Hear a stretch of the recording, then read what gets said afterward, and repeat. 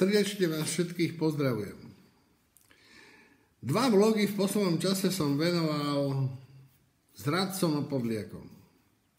V prvom som sa zaoberal pánmi Pelegrínim a Sulíkom, v druhom som k ním pridal ich pomyselného kráľa, pána Budaja.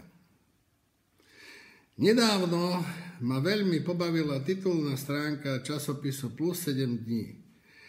Bola na nej okrem iných fotka aj pána Pellegriniho s podtextom Sulík nás oklamal. To ho naozaj prekvapilo? Neverím. Ak áno, tak je hlúpejší, než som si o ňom myslel. Poznáte tú rozprávku o škorpiónovi, ktorý požiadal žabu, nech ho na chrbte prevezie na druhý breh rieky. Sľúbil jej, že ju nebodne a predsa ju bodol. S odôvodnením, mám takú povahu.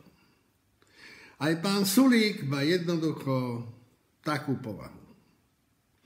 Už v tom čase začínali presakovať informácie o tom, že slovenský Mr. Bean chce opustiť svoju potápajúcu sa materskú loď aj so svojím bývalým kapitánom, veľmi dobrým priateľom. Pán Atkinson blbca Beana len hral. Pán Heger ho hrať nemusí, lebo on naozaj nefalšovaným blbcom je. Pamätáte si, ako pustil do gatí, keď sa mal zúčastniť jedného summitu na Ukrajine? Nikam nešiel. Pamätáte si, ako sa neskôr vo vlaku vyfešáčil, keď sa opakovaného summitu v tejto krajine po výsmechu celého národa predsa len zúčastnil? Tá šik prilbička a detská nepriestrelná vestička boli naozaj k popukání, ako by povedali bratia Česi. A toto dosranča chce viesť štát. Pamätáte si, ako na inom samite európskych šéfov okolo neho prešiel Macron bez povšimnutia, ako okolo masného papiera v podchode?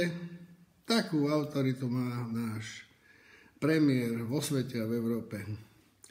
Pamätáte si na jeho pripité blahorečenie ním vyrábanej vodky? Tento antichlap, tento latentný alkoholik nás má reprezentovať doma a v zahraničí? To je tragédia. Dnes už to nie je žiadnym tajomstvom, že chystá spojenie s najväčším hnusom, aký kedy brázdil vody slovenských politických kruhov. S Dylinkom, ktorý si nechal vyžehliť vlásky a farbí si svoje fúziky hodné herca z detského pornofilmu.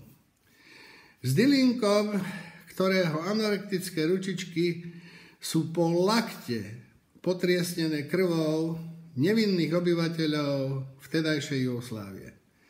Pretože tento zakomplexovaný, predajný piadi mužik povolil prelety lietadiel NATO, aby mohli čo najkratšou cestou uskutočniť tzv.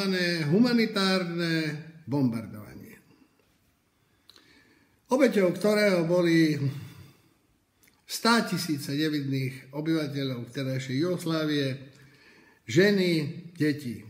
Možno ste videli spomienky jedného Srba, ktorý hovoril, že po dopade takej humanitárnej bomby na detskú škôlku zbierali tie deti po súčiastkách v rozptyle mnohých kilometrov.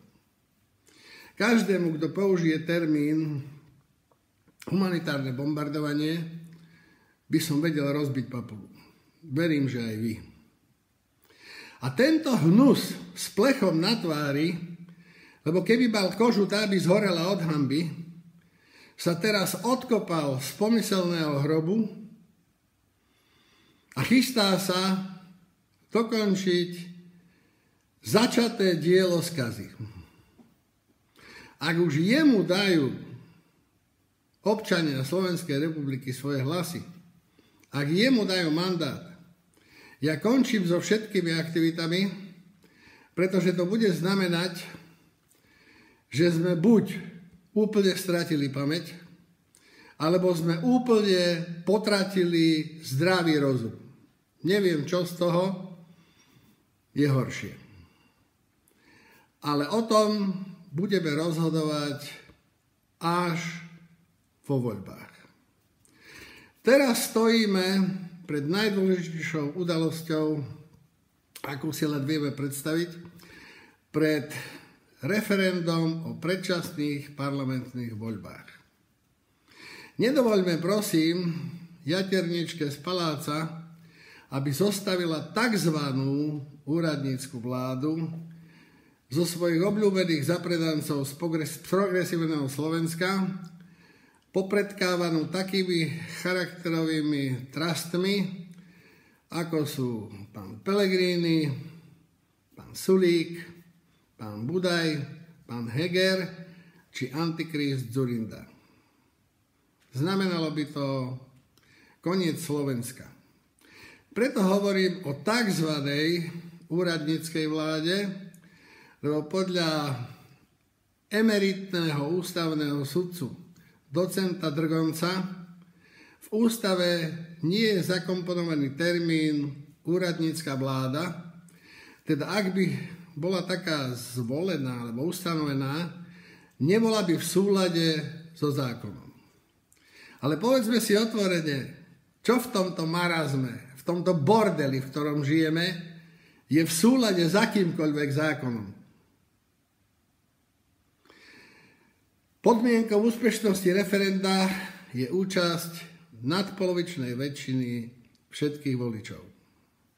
Nepochybujem o tom, že podklady majú nachystané nejaké svinstvo, ktoré má zapríčiniť, podobne ako tomu bolo v komunálnych voľbách, že 100 000 hlasov budú neplatnými. V tom prípade nám nezostáva nič iné, len vyraziť do ulic a zostať tam dovtedy, kým sa nám podarí zjednať poriadok. K tomu nech nám dopomáha Boh. Dovidenia, bratia a sestry. Morho.